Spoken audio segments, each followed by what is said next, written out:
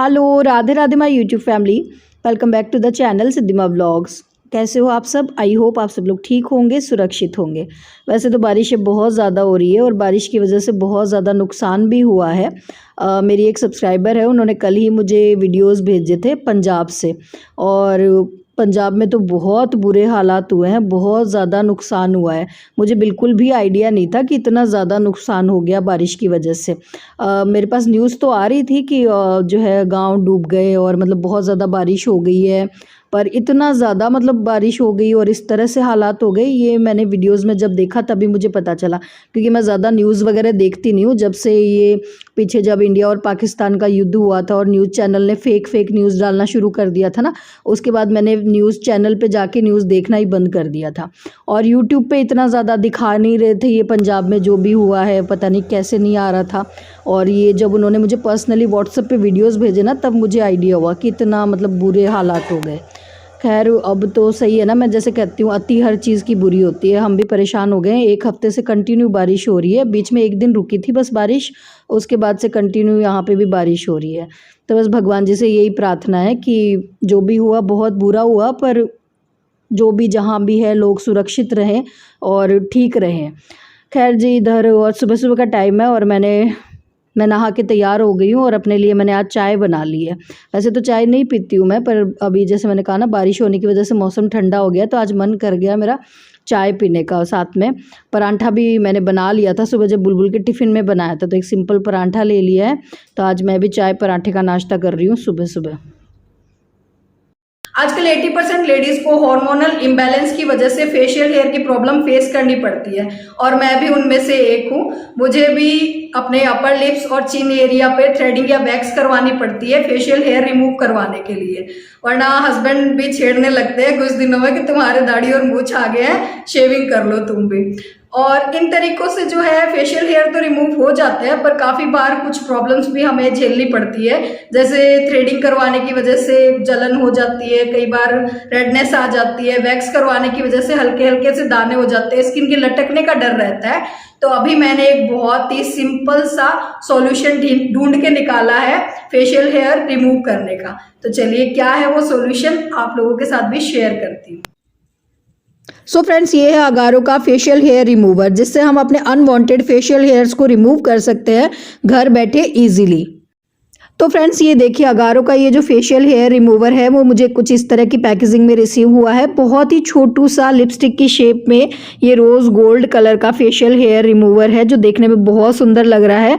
और जितना ये सुंदर लग रहा है देखने में, काम भी उतना ही करता है। छोटा सा है पर बहुत ज़्यादा फ़ायदेमंद है, और छोटा सा होने की वजह से ये ट्रैवल फ्रेंडली भी है। और इसके साथ ही मिली है एक ये चार्जिंग केबल, जिससे हमें इसे चार्ज करना होता है। और साथ ही एक ये पाउच भी मिला है, जिसमें आप इसको अच्छे से स्टोर करके रख सकते हो। फ्रेंड्स, इसमें लगे हुए double rotating stainless steel blade से और पावरफुल मोटर से फेशियल हेयर इंस्टेंटली और पेनलेसली रिमूव हो जाते हैं।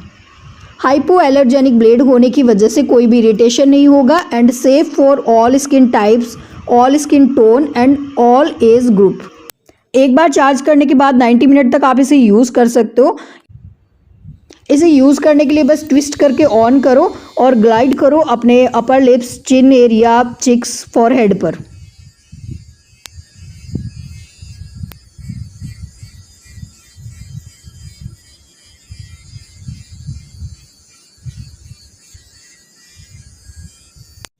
एक बार चार्ज करने के बाद 90 मिनट तक आप इसे यूज़ कर सकते हो। यूज़ करने के बाद इसे क्लीन करना भी बहुत आसान है। इसके साथ एक छोटी सी ब्रश दी गई है, जिससे आप इसे इजीली क्लीन कर सकते हो। और डिटेचेबल ब्लेड्स है, जिनकी सफाई सुपर इजी है। अनवांटेड हेयर रिमूव हो जाते हैं, बहुत ही स्मूथ स्किन निकल कर आती है। तो मुझे तो ये प्रोडक्ट बहुत ज़्यादा फ़ायदेमंद लगा। अब बार बार सैलून जाने की ज़रूरत नहीं पड़ेगी आप लोगों को भी। तो अगर आप भी ये प्रोडक्ट बाय करना चाहते हो तो अमेज़ॉन या फ्लिपकार्ट से आप इसे ले सकते हो। लिंक मैं डिस्क्रिप्शन में दे दूँगी। अच्छा जी, अभी आप लोगों से सीधा मैं मिल रही हूँ अपनी रसोई में, कर रही हूँ लंच की तैयारी। लंच में मैं आज बना रही हूँ भिंडी की सब्ज़ी। थोड़ा सा अलग तरीके से। मेरी एक सब्सक्राइबर है, उनका मैसेज आया था कि दीदी मेरे बच्चों ने भिंडी खानी छोड़ दी है। वो कह रहे हैं कि भिंडी खा खा के बोर हो गए हैं।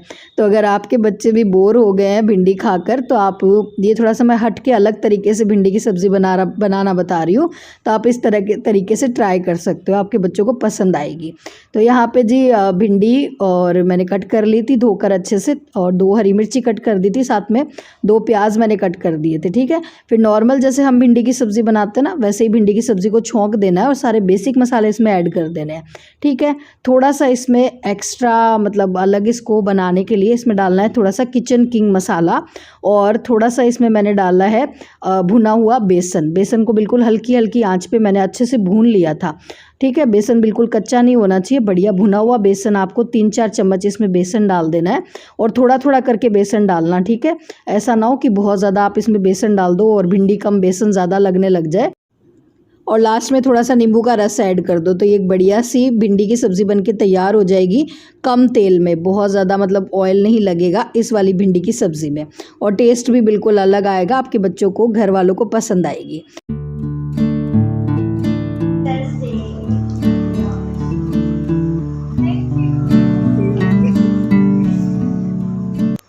अच्छा जी, आज टीचर्स डे है, तो बुलबुल ने ये कार्ड बनाया था अपनी मैम के लिए और उनको टीचर्स डे विश किया है। मैम को बहुत अच्छा लगा, वो खुश हो गए देख के। और हाँ, गुड्डू ने भी अपने कॉलेज में परफॉर्मेंस दिया था टीचर्स डे पे। एक छोटी सी क्लिप जो है उसने मुझे भेजी थी, आप लोगों के साथ शेयर करूँगी, आप लोगों को भी दिखाऊँगी। आप लोग बहुत याद कर रहे थे गुड्डू को कि गुड्डू कैसी है। मैंने शॉर्ट वीडियो तो डाला था, उसमें पिक्स वगैरह डाली थी मैंने उसकी।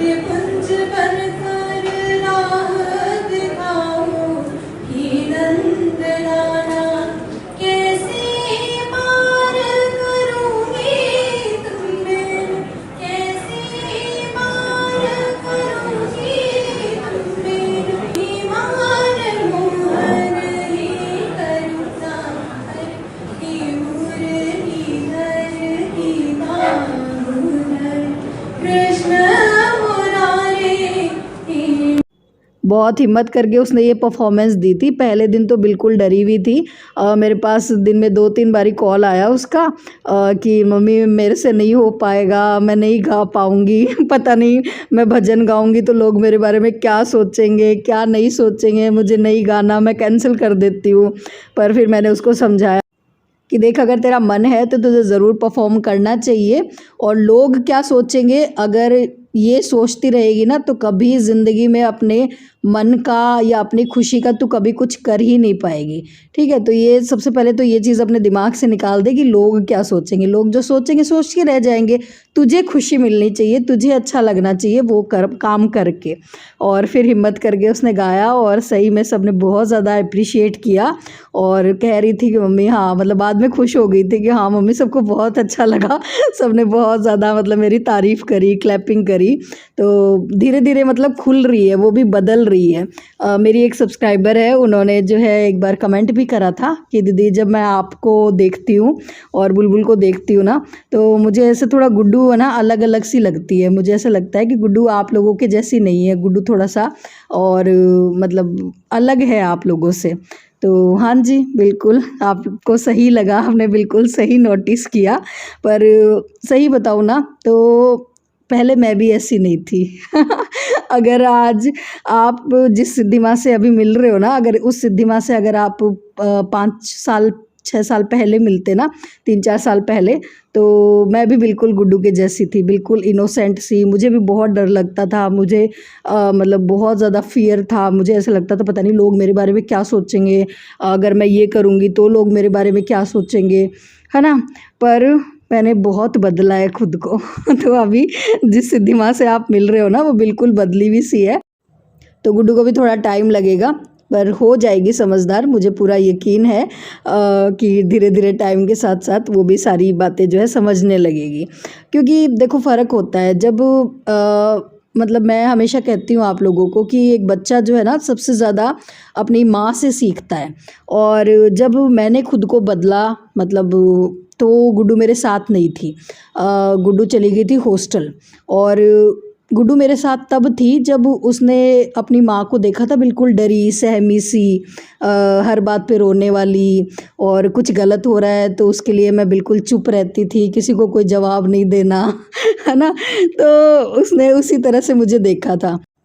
आप लोगों को पता है ये जो पारिवारिक झगड़े होते हैं उनका बच्चों की मेंटल हेल्थ पे बहुत बुरा असर पड़ता है, और ये असर हमें धीरे धीरे देखने को मिलता है, और तब हमें एहसास होता है कि कितना मतलब गलत हो गया ये सब कुछ। देखो कहा भी जाता है कि समाज का सताया हुआ इंसान फिर भी जीवन में कभी ना कभी उठ सकता है, मगर घर का सताया हुआ इंसान जीवन में कभी भी तरक्की नहीं कर सकता। तो मैं तो उस जगह से उठी हूँ, उस जगह से निकली हूँ, और मैंने अपनी एक जगह बनाई है अलग से। तो थोड़ा सा मुश्किल ज़रूर है, पर गुड्डू भी कर लेगी, मुझे पूरी उम्मीद है। और आप लोगों का साथ तो है ही, आप लोगों ने बहुत सारा प्यार दिया। गुड्डू का जो शॉर्ट वीडियो मैंने डाला था उस पर आप लोगों ने भर भर के आशीर्वाद दिया गुड्डू को, तो उसके लिए दिल से बहुत बहुत थैंक यू। तो वही है, गुड्डू कोशिश कर रही है और मुझे उम्मीद है वो कामयाब हो जाएगी अपने आप को थोड़ा सा बदलने में। खैर जी, अभी ब्लॉग में क्या चल रहा है वो बता देती हूँ जी। रिलायंस स्टोर गई थी आज मैं शाम को, कुछ ग्रॉसरी लेनी थी मुझे ज़रूरी, क्योंकि अब आगे श्राद्ध भी आ रहे हैं, तो कुछ घर का ज़रूरी राशन सामान लेना था।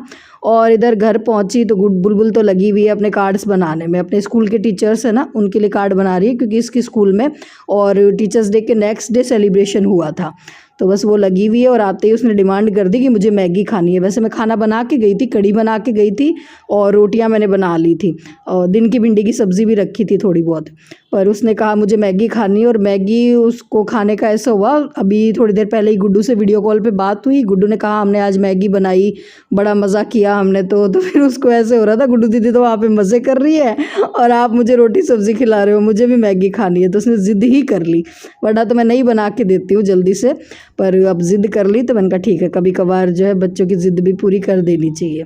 और ये देखो बुलबुल ने कितने सुंदर सुंदर कार्ड्स बनाए हैं, 3 दिन से मेहनत कर रही है बेचारी, सारे टीचर्स के लिए इसने बढ़िया बढ़िया कार्ड बनाए हैं, सब अपने टीचर्स को देने वाली है।